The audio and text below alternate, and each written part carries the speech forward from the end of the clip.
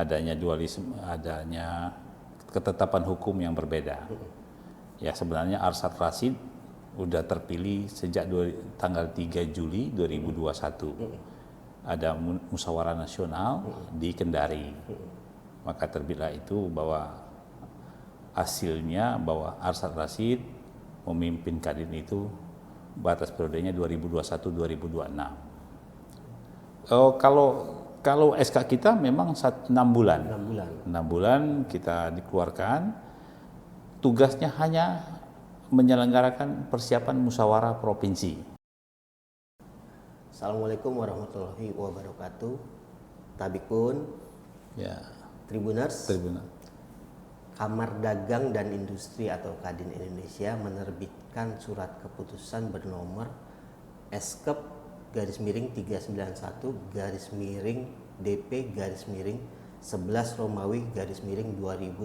tentang pembentukan kepengurusan Kadin Provinsi Lampung Sementara atau caretaker.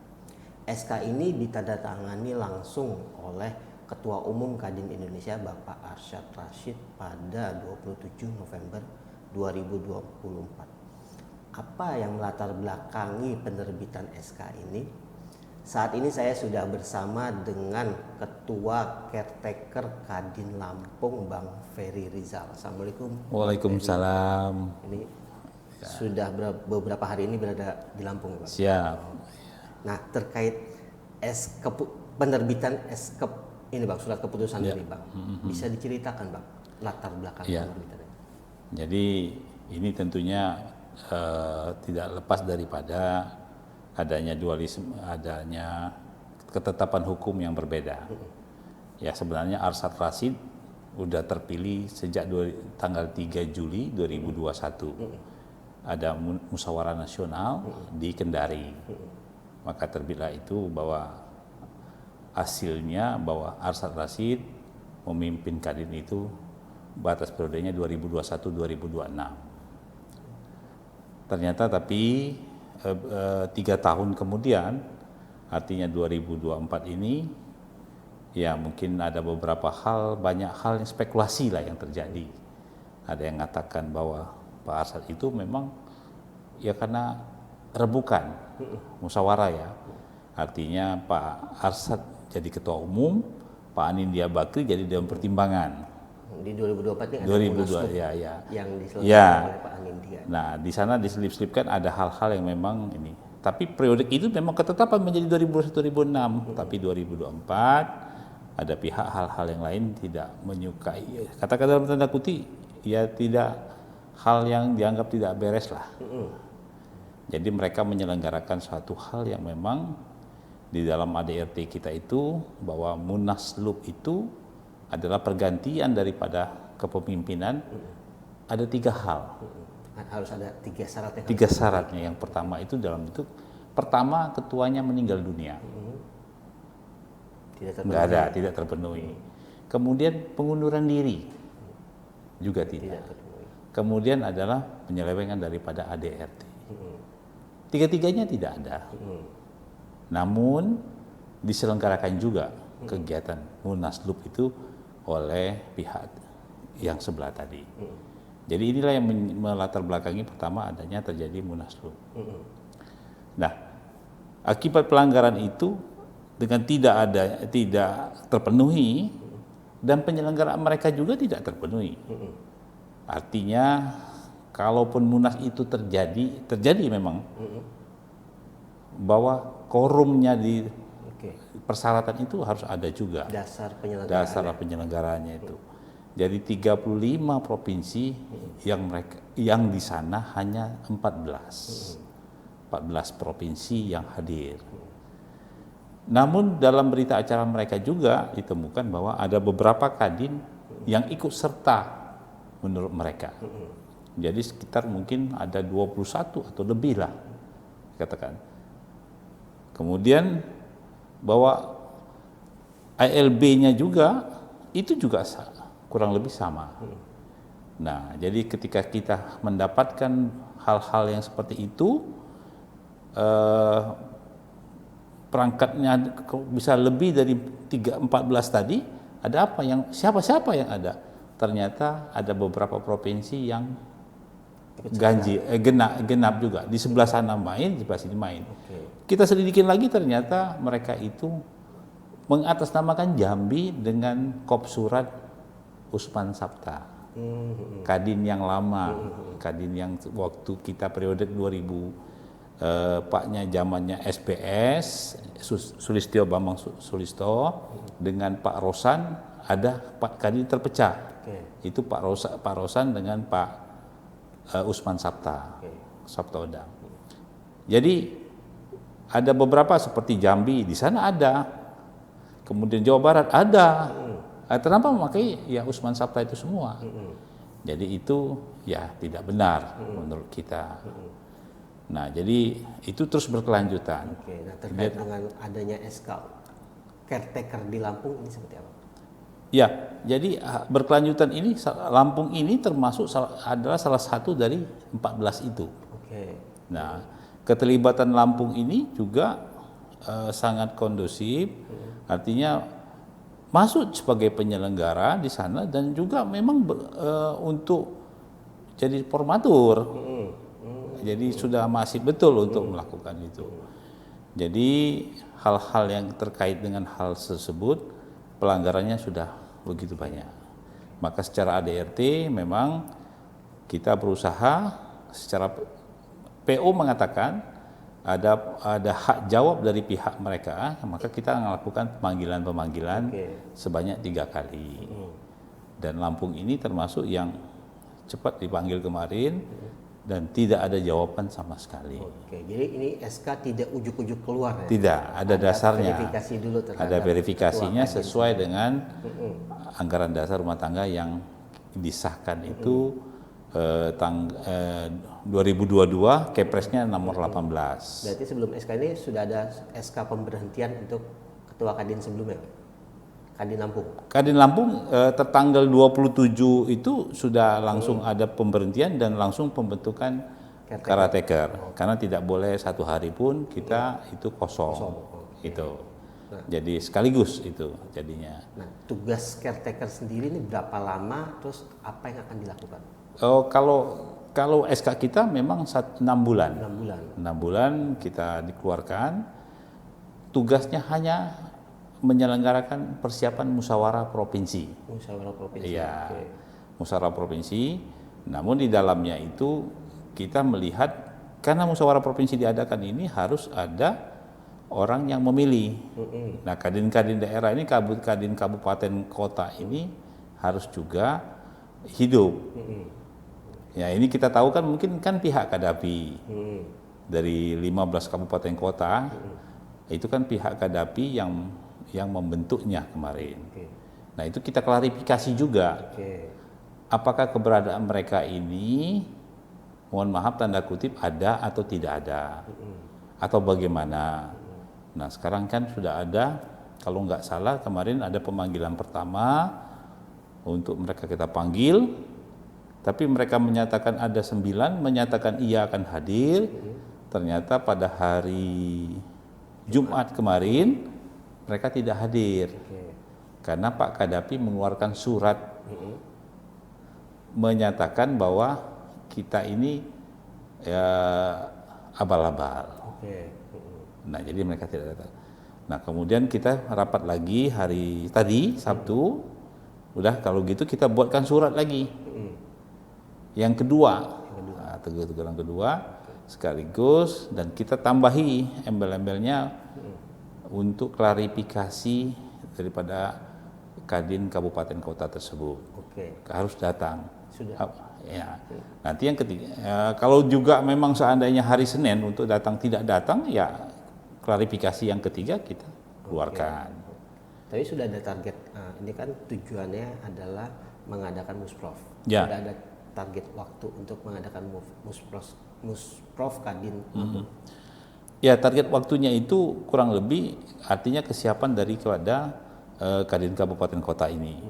Ketika Kadin kabupaten kota ini kita kerjanya cepat, artinya Kadin kabupaten ini kan harus ketika mereka itu menyatakan oh siap, kita akan periksa juga kepengurusannya. kepengurusannya punya KTA atau tidak. Apabila ditemukan dia tidak KTA, kita harus KTA-nya. Nah, kalau dia ini ada 15 itu saja dengan amanat undang-undang ADRT daripada Kadin, 50 plus 1 saja sudah bisa menyelenggarakan Muspro. Jadi kalau 15 kabupaten kota di Lampung ini terdapat 8, ya mudah-mudahan itu bisa kita menyelenggarakannya. Jadi waktunya untuk Musprop itu sebenarnya secara faktanya belum bisa ditentukan. Kita melihatlah kalau nanti bulan-bulan akhir Januari ada 6, nah ada 2 lagi ya kita udah bisa anggarkan, ancar-ancarkan tanggalnya ataukah sebelum puasa atau pas puasa atau sesudah puasa.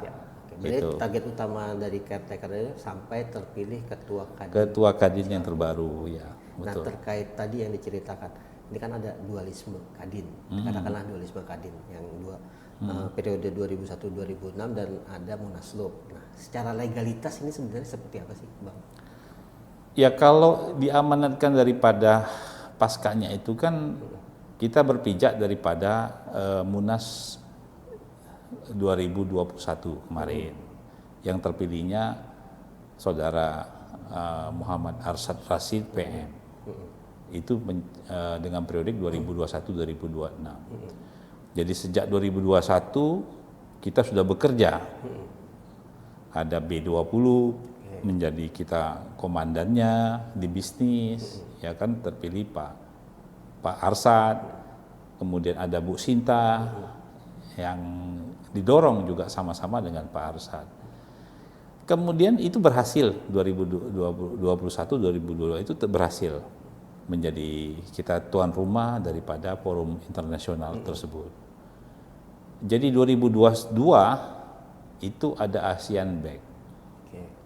ASEAN Bank itu langsung di bisnisnya adalah tuan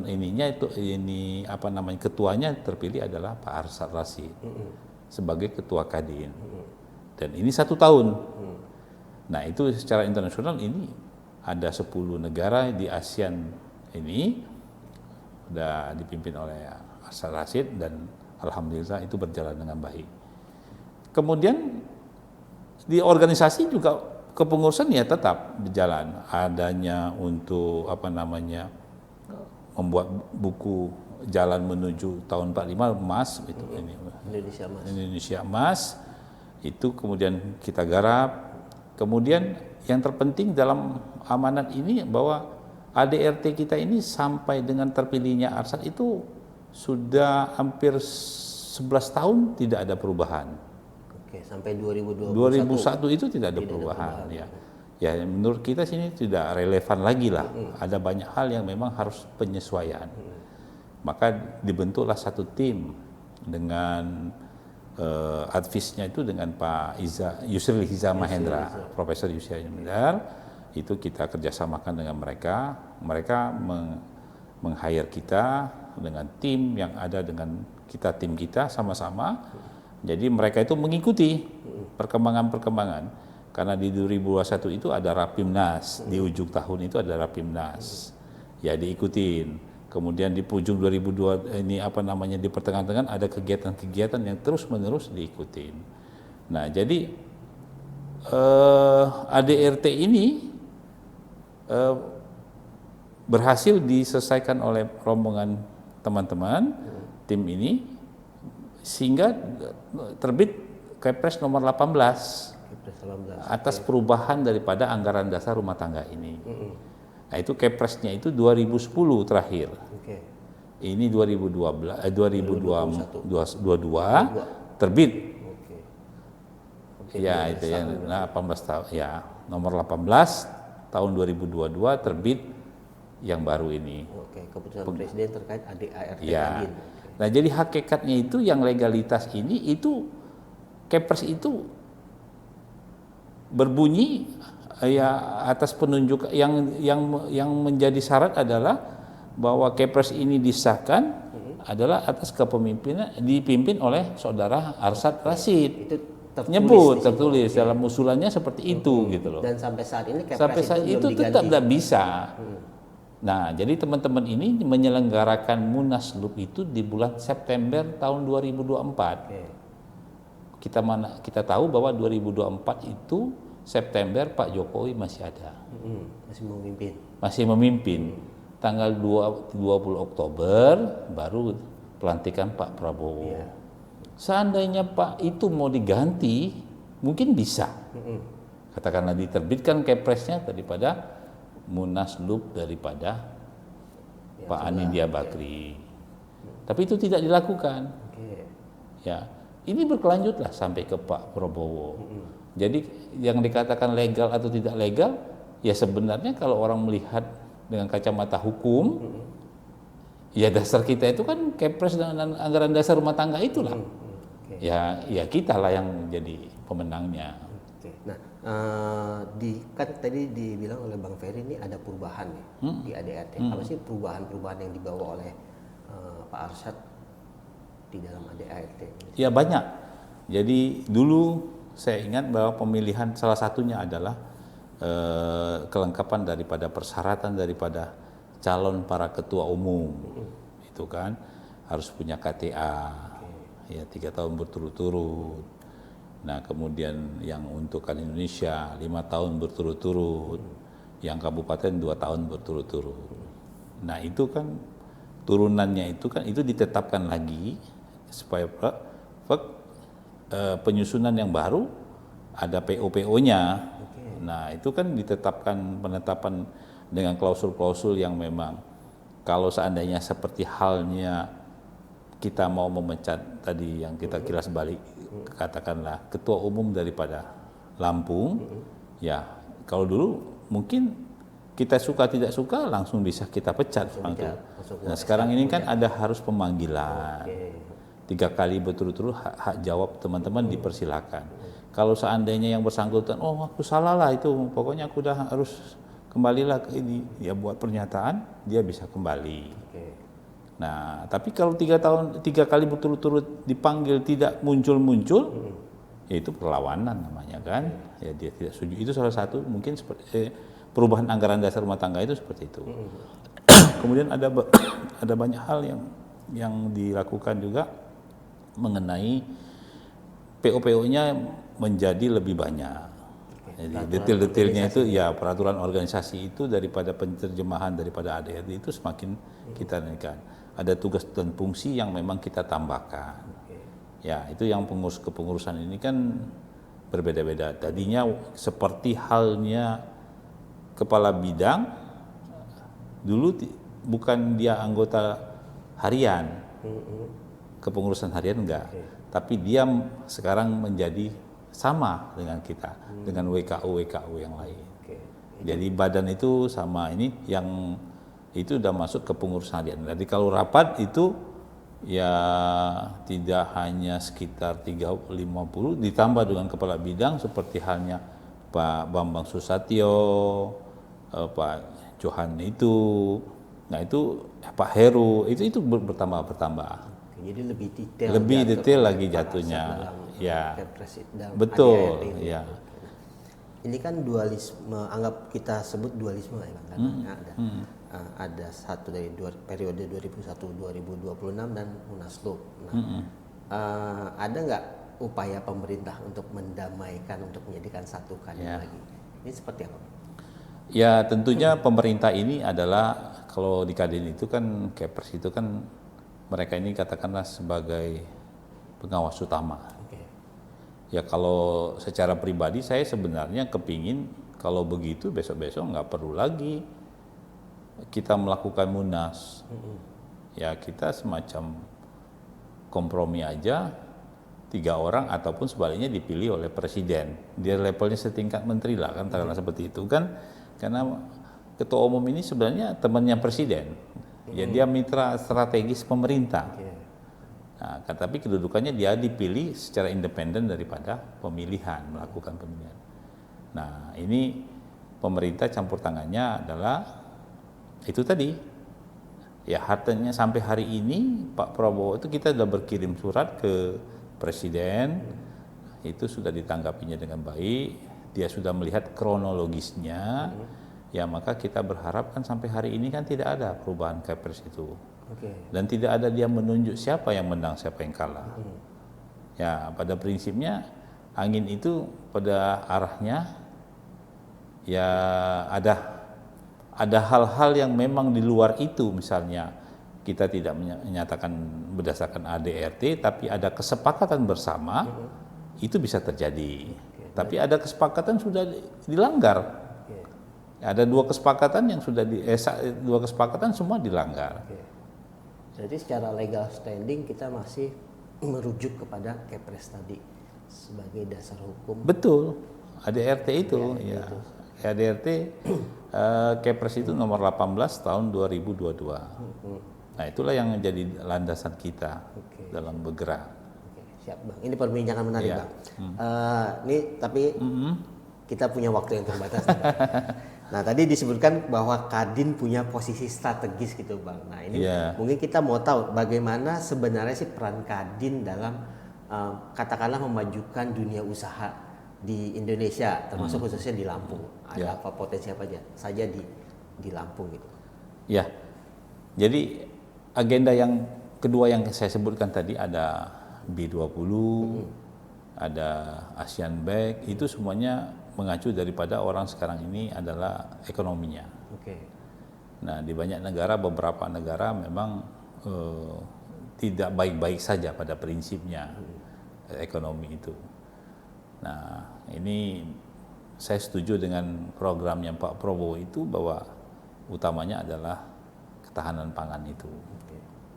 Jadi untuk apa kalau kita masyarakat rakyat kita yang masih ada yang mohon maaf tidak makan, tapi kita masih tergabung di B20 atau tetek bengek itu kan, itu kan omong kosong lah. Jadi ekonomi ini salah satunya adalah tidak ada kata lain, harus kita sama-sama harus peduli. Nah, begitu Pak Arsad itu bagaimana di kepemimpinannya di awal itu untuk kita tahu bahwa 2021 itu masih COVID. Iya. Dan mungkin wabahnya udah luar biasa 2021 itu. Saya kena 2021 juga kena COVID-nya itu. Nah, jadi itu kan ada pertahanan kesehatan itu yang dilakukan oleh Pak Arsad, mungkin termasuk Lampung ini dapat ditebar di seluruh provinsi, tabung-tabung oksigen yang tinggi-tinggi itu mungkin ada sekitar 200 atau 300 Lampung ini dapat. Sama halnya dengan provinsi-provinsi yang lain, semua provinsi yang dapat. Nah, itu yang menjadi, dan kita kan ada juga serum daripada COVID itu juga ada beberapa daerah yang diberikan menjadi 10.000 vaksinnya. Oke, Nah, jadi kegiatan-kegiatan ini yang dilakukan oleh teman-teman dan komunitasnya itu, ya di mata dunia kita perekonomiannya harus bergerak. Tapi kalau untuk ketahanan pangan ini kan kebutuhan dasar. Ya. Apakah Indonesia sudah keluar dari persoalan kebutuhan dasar ini atau belum, atau seperti apa gitu? Ya, kita akan mencoba. Kita kan ini kan kalau dikatakan itu kan masih kita ada upaya lagi yang saat ini yang memang harus kita menyadari bahwa negeri kita ini kan tidak bisa lihat orang senang sedikit. Ya kan, bisa terganggu kita. Jadi susahnya lebih baik orang ini kalau dia ini kok makannya begini, ini begini kan. Nah, ini terganggu. Makanya upaya daripada Kadin ini adalah termasuk adalah UMKM yang didorong untuk maju ke depan. Ya, kita tahu para UMKM inilah yang memang garda yang memang tahan terhadap segala cuaca dan kondisi itu. Penopang ekonomi adalah UMKM. Tadi juga mungkin Pak Gubernur ada di sana, dia cerita katanya dia menemukan teman-teman di daerah UMKM ini kan kebanyakan hampir 70% perempuan. Nah, kenapa ditanya oleh Pak Gubernur perempuan? Ternyata suaminya bekerja, sementara dia cuma nongkrong-nongkrong aja katanya di rumah dengan melihat YouTube, ada tanaman singkong, keripik itu segala macam. Dia mencoba itu, mulai usaha. Nah, jadi dengan usaha pergerakan-pergerakan ini UMKM ini tambah lagi ya itu kan yang usahanya dia sendiri, tambah lagi kalau kita memang fokus dengan pembinaan, dengan pelatihan, dengan segala macam perangkat kita latih mereka daripada pembibitan, penanaman, hasilnya bagaimana ininya di pabrik, maka marketnya kan kita harus sediakan. Nah ini marketnya ke kita, kan kita penjualannya kemana? Ke daerah Jakarta, Jawa Barat, atau daerah-daerah yang lain yang memang bisa kita pasarkan. Dan potensi UMKM ini masih bisa terus bertumbuh. Bisa, dan ini kan arahnya ke sana. Jadi program itu memang menjadi target kita. Di tahun kemarin 2023 kita sudah memberikan suatu penganugerahan daripada UMKM seluruh Indonesia. Maka terpilihlah, maka 2023 itu kan ada UMKM yang memang sudah di daerahnya bagus dalam segala halnya, dia dipilih. Nah itu yang ini kan. Maka itu kan sebenarnya 2024 ini harus ada lagi muncul. Nah tapi karena kita nih habis waktunya dengan urusan ini pilkada kemarin, kemudian urusan tetek bengek yang menyita waktu, akhirnya itu ya lepas tidak ini lagi. Menurut saya sih kemarin kita terlibat UMKM untuk naik kelas itu udah bagus, udah alurnya udah sesuai kan. Nah jadi ini memang yang harus kita menjadi perhatian lah untuk kedepannya. termasuk Lampung ini. Tadi saya lihat memang saya baru pertama kali ketemu Pak Gubernur, Pak Mirza kan. Tadi kan dia dalam pidatonya dia menyampaikan bahwa ibu-ibu yang rampas tadi sudah punya koperasi atau belum? Oh iya Pak, lagi mau dibikin katanya. Jangan sampai keinginan daripada teman-teman yang mendukung saya ini tidak berhasil. Jangan dia saja yang berhasil, artinya dia juga ikut berhasil lah. Secara komunitas. Ya. Rampas itu kan perempuan semua katanya kan. Jadi ada koperasi yang bisa mendapat subsidi atau bantuan segala macam. Ya tidak bisa person kan bisa. Ada tapi agak sulit. Tapi kalau dengan komunitas ada koperasi itu harus ini. Dan koperasi ini tulang punggung daripada kegiatan kita untuk berusaha ini kan adalah anggota Kadin. Kadin itu dibentuk kan amanatnya itu kan pertama dunia pelaku usaha swasta, pelaku usaha daripada pemerintah, BUMN apa segala macam itu, BUMD, kemudian koperasi itu adalah anggota Kadin. Jadi cukup luas untuk anggota itu sendiri. Jadi tugas kita itu luas. Nah itulah yang memang jadi waduh bagus juga nih Pak Gubernur nih. Dan harus makmur sama-sama nih semuanya. Iya. Beliau menyebutkan kita harus kata kunci dari kata Pak Prabowo rukun katanya, gotong royong dan kolaboratif. Kalau kita masih bertengkar aja sesama kita ya nggak selesai seperti ini. Kadang kita bertengkar lalai kita kan jadinya kan habis tercurah kan untuk ngurus karateker, ngurus ini, ngurus kepersidangan untuk tetek bengek lah yang nggak habis-habisnya. Tapi semoga cepat selesai. Amin, mudah-mudahan Mas. Siap. Oke, Bang Ferry, sepertinya kita sudah sampai di ujung perbincangan. Terima kasih untuk waktunya menyempatkan hadir di studio Tribun Lampung. Ya, sama-sama. Oke, Tribuners, demikian bincang-bincang kita bersama Bang Ferry Rizal, Ketua Kadin Caretaker Provinsi Lampung. Selamat menjalankan tugas, Bang Ferry. Iya. Tribuners, sampai jumpa lagi dalam podcast Tribun Lampung selanjutnya. Assalamualaikum warahmatullahi wabarakatuh. Waalaikumsalam warahmatullahi wabarakatuh.